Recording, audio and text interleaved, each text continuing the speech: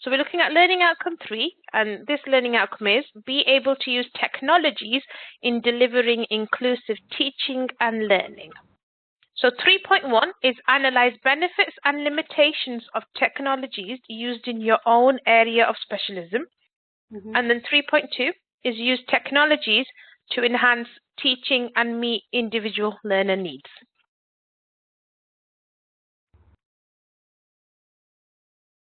So again, we're just going to look at different types of technology that you might use in your classroom and in your work environment.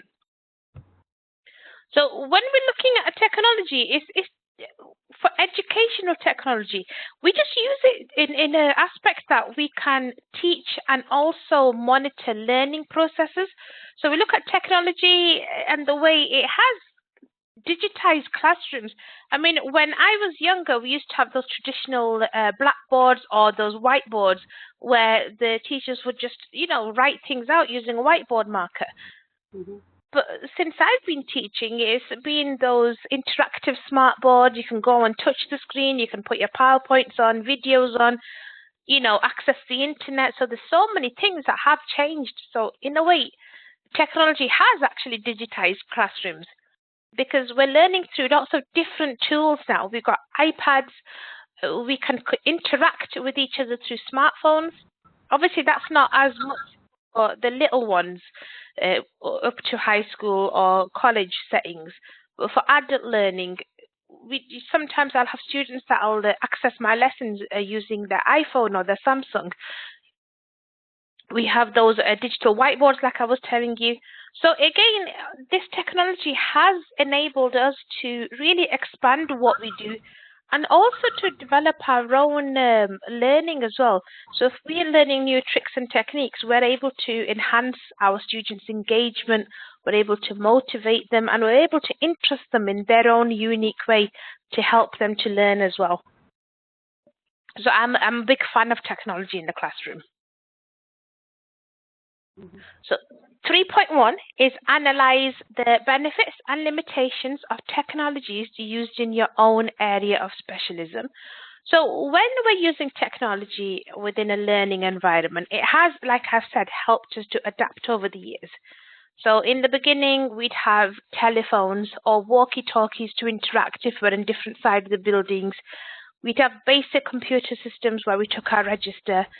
We'd be able to use the photocopier to scan and photocopy, but there'd be that basic photocopiers. Now we can do online classrooms, virtual lessons. You've got Zoom, Teams. You've got homework submission that can be done online and, actually physically carried out, activities, games, virtual parents meetings. Now I used to sit into, I'd be in a classroom. I'd send my work to print from my computer, and then when I was free, I'd just go to the scanner or to the printer, the big machines that we've got, and I just type in my code and I'd access everything, print everything off, as many copies as I need. I'd get them collated with staples. So it really did cut down time on what I could physically do. So you're not there with one book and you're, turning pages, scanning and trying to make multiple copies out of it. It's so much easier with technology now. So we've got different uses of technology. I found this image online and I thought it was fantastic because you can do coding, you can do presentations, you can create cartoons, and especially if you're doing like media studies type or arts and crafts type things, collaborate with each other, create storylines, get your students really interested. I remember doing some lessons where we were teaching the year 1 group to, how to use an iPad, how to make a video, how to delete a video, how to take photos. And for us, it was we were teaching them how to be savvy on online, how to use basic things that are quite normal now. But for them, they just thought it was fun because they were walking around doing little, poses and modeling and things and, fixing their hair and all that. So they were so engaged because they thought they were playing, but we were actually teaching them. So it is nice to have. Yeah. So you got the advantages of technology. So it's greatly increased production. it saves a lot of time. I mean, it saves a lot of time when it works. Sometimes if it doesn't work, then it's very time consuming, but that's into disadvantages, isn't it? You have lots of different ways that you can communicate. So you can use like specialized programs for EAL. I mean, I quite like the Welcome, WELLCOMM, package that has been created for EAL because it's interactive. You can do games, you can do flashcards on it, and it really goes down well with especially younger learners. Sorry, what is that? It's a program called Welcome. Now every school uses something different, so it's just WELLCOMM, so Welcome, and it's a program that is available for, and there's loads of programs available, to be honest. This is one of my favorites.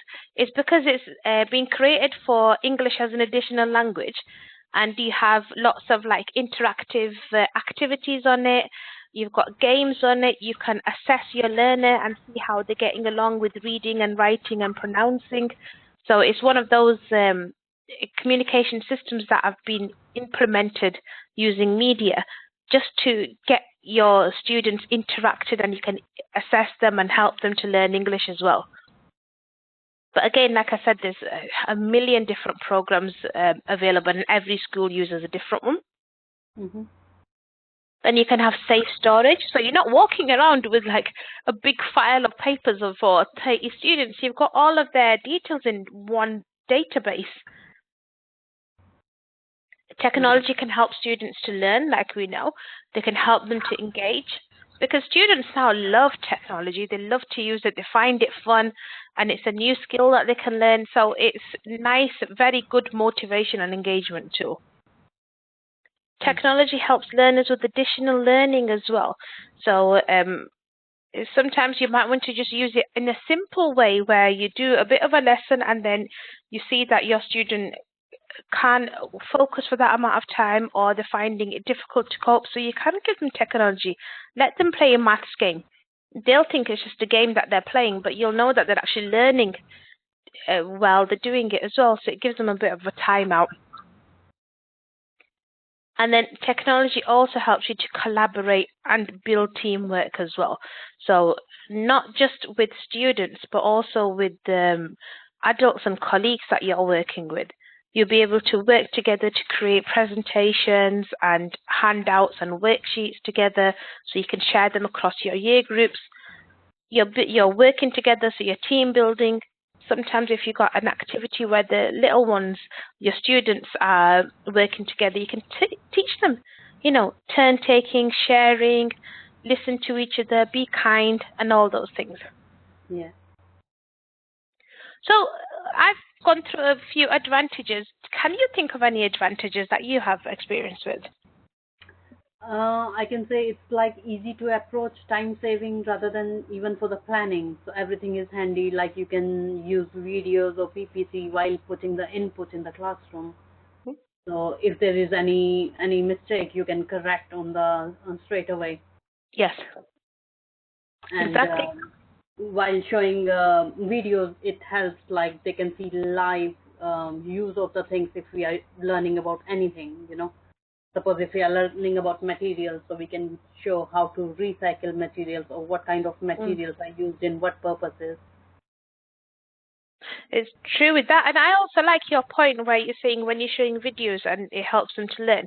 But even when you're showing them videos, it's freeing up your time as well, so you can physically look at everyone and you can focus on the children that you identify who you think looks confused, who's paying attention, who might need a little bit more help. So it frees up a few extra minutes just for you to be able to focus on them and look at them, because that does make a big difference in your attention as well. Yeah. So disadvantages. So technology, again, it's not 100% safe. Sometimes you can get hacked. Sometimes you can not password protect things properly, or there can be access given to other people that shouldn't have it.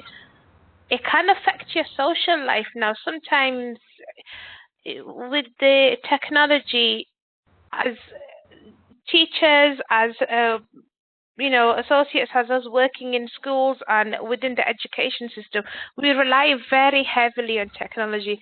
But sometimes the same happens at home as well, where it's a very big emphasis on technology. A lot of children, young people, adults will spend so much time on their phones, on the iPads, on games. So it really does affect that ability for your social life.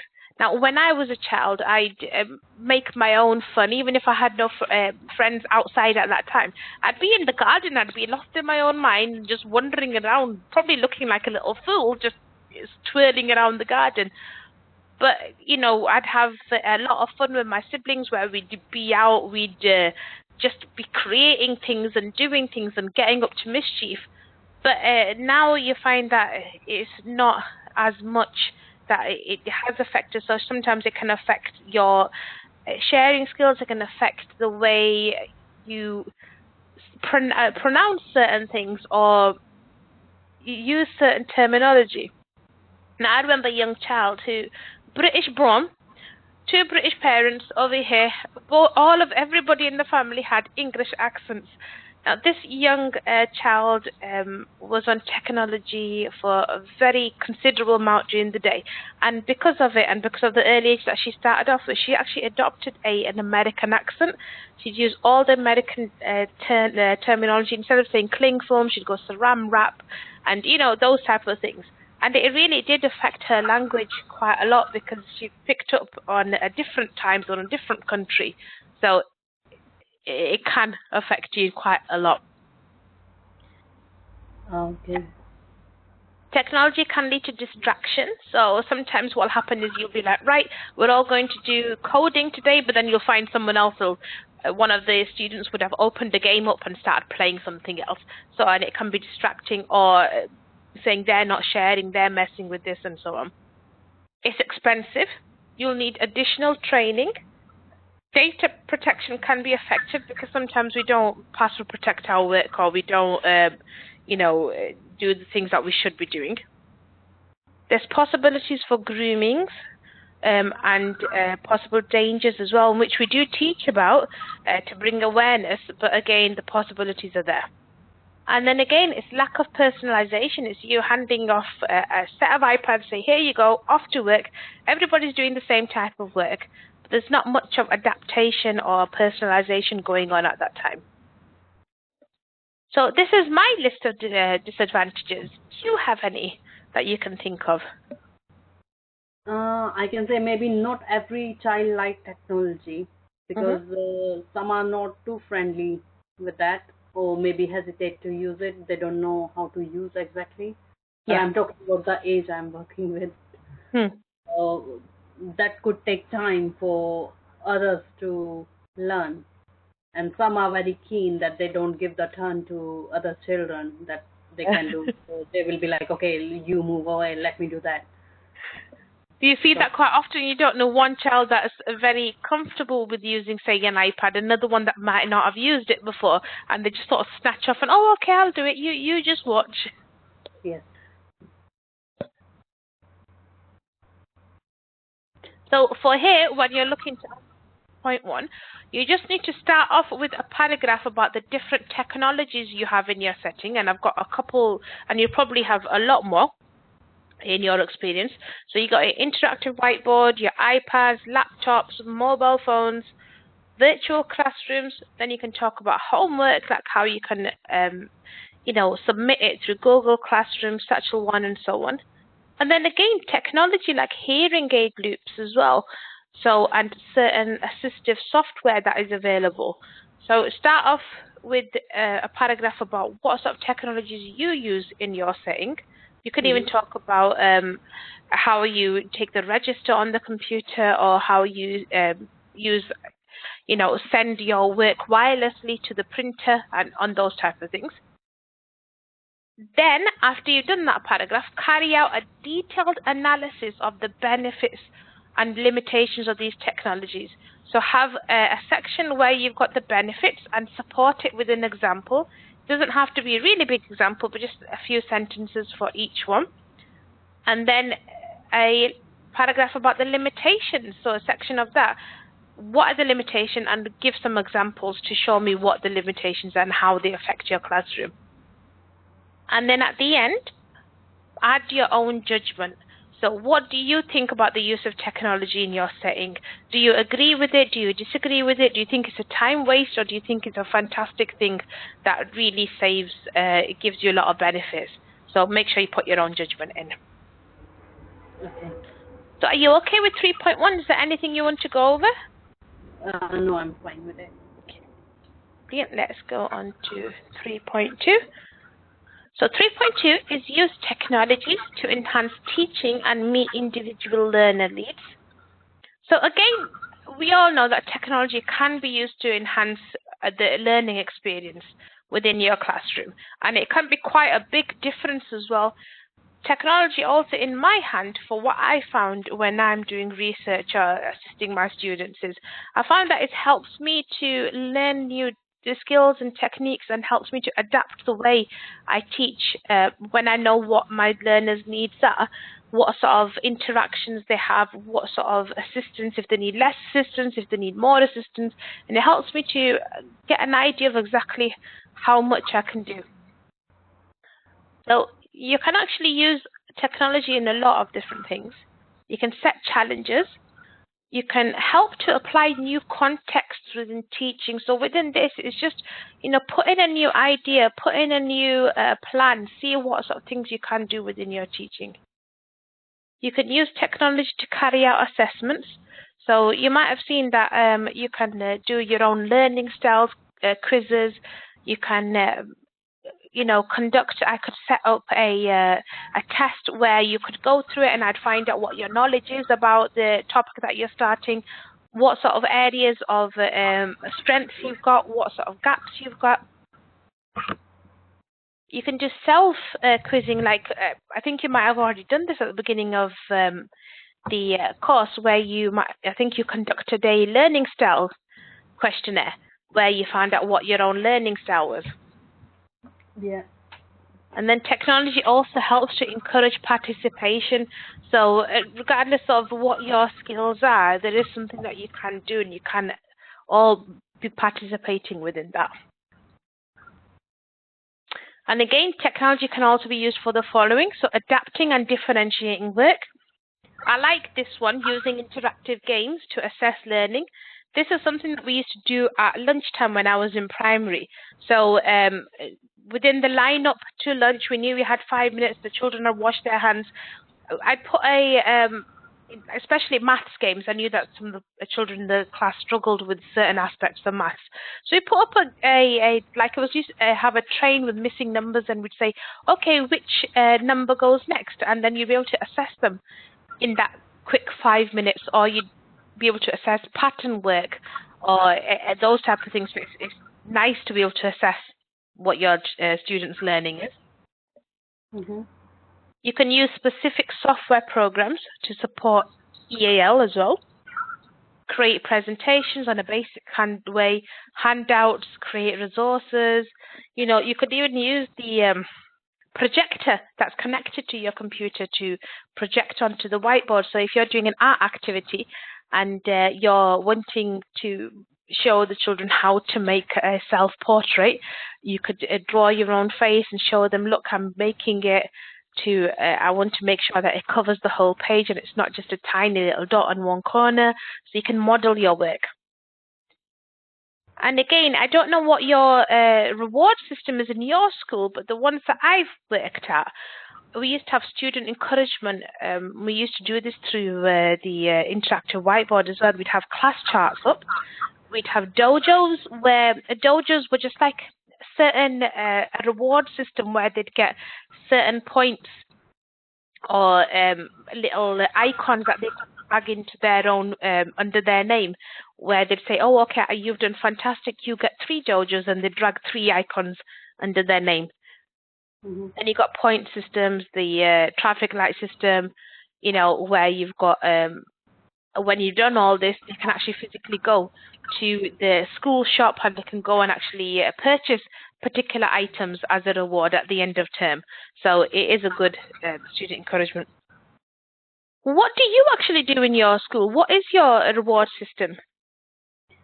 To be honest, earlier we were having quite of dojo points, or some teachers use dojo points, some was giving stickers, but now I think they have taken that policy away. So there is, apart from appreciation, there is nothing. So Okay. you're not giving any stickers or anything. It's just kind of verbal appreciation. Verbal praise instead, yeah. So that's good as well, because then at least they know that they're doing well and they're still getting the praise within that.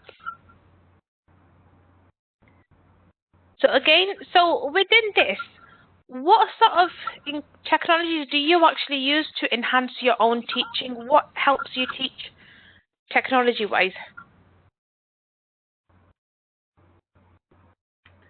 You can see there are lots of programs, especially which is kind of like fun games for the children. So whether it's related with phonics, I know there are reading eggs, and some sort of word comes and where they can read, that pops up. So they click on that and see they read. So it's kind of encouraging them to read further, which develop their reading skills. Yeah, like we used to have Ob and Bob, where you do the alien words and you'd have real words and have to feed the right alien with those words, so they are good for those. Yeah. And now another question for you. So how these technologies that you've got that help you with your teaching, how does this help you to meet your learners' needs? Because when we are doing these, we can pick the children who need most encouragement or who need help to read that. So it's kind of when they can read and they can pop a balloon, it's like they want to do more further and further. So mostly the children who are low or struggling with their reading, so we pick those up, and when they can read, it's kind of we are assessing at the same time that if it's helping them or not, then we can change according to their needs. The level can be changed of the games. Exactly. No, that's good.